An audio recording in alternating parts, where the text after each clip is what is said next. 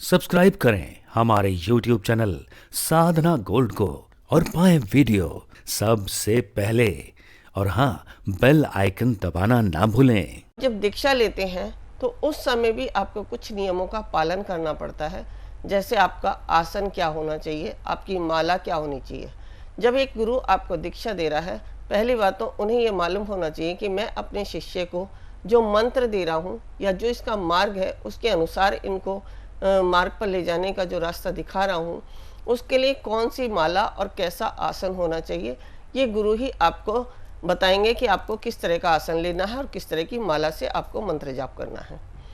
कुछ लोग होते हैं जिनको दीक्षा दी जाती है तो उनको लाल चंदन की माला पर मंत्र जप करने को कहे जाते हैं, किसी को तुलसी की माला पर मंत्र जप करने को कहे जाते हैं और किसी को रुद्राक्ष की।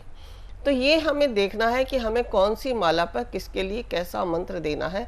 जब हम मंत्र और माला का चयन कर लेते हैं, आसन का चयन कर लेते हैं, तो हमें नियम, अब नियम क्या है। सबसे पहला नियम यही है कि जैसे भगवान शिव ने माता पार्वती को जब अपने शिष्य बनाया था, माता पार्वती ने भगवान शिव को गुरु बनाया, तो उन्होंने भी अष्टांग योग का नियम रखा था। ऐसे ही जब हम गुरु के द्वारा बताए गए श्वासोश्वास की प्रक्रिया से हमें कैसे अपने अहम को बाहर निकालना है, उसके बाद हमें कैसे अपने मंत्र का जप करना है, कितनी माला करनी है, कितनी संख्या करनी है, ये हम गुरु के द्वारा जानकर अपने मार्ग पर आगे बढ़ते हैं। अब एक मैं यहाँ बता दूँ, सबसे पहला नियम तो यही है कि जब आप गुरु धारण करते हैं तो उन अपने गुरु से जान लें कि मुझे किस किस नियम का पालन करता है।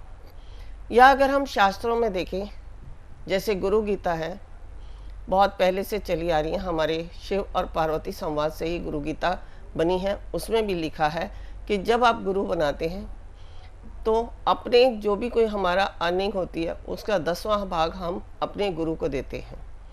सबसे पहला नियम ये होता है।